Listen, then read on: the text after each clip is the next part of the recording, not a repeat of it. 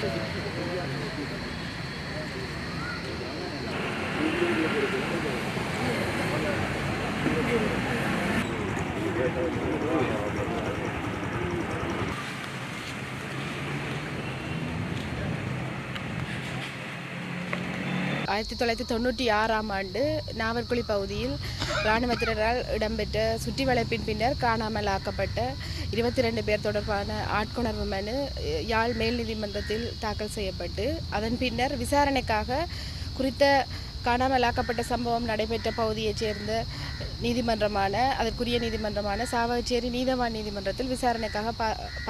பாரப்படுத்தப்பட்டு இதுவரை காலமும் சில வருடங்களாக விசாரணைகள் நடைபெற்று வந்த நிலையில் தற்போது குறித்த வழக்கானது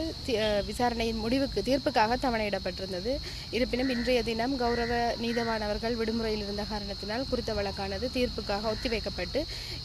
வருகின்ற மாதம், அதாவது ஆகஸ்ட் மாதம் 28ஆம் தேதி தீர்ப்புக்காக தவணையிடப்பட்டுள்ளது.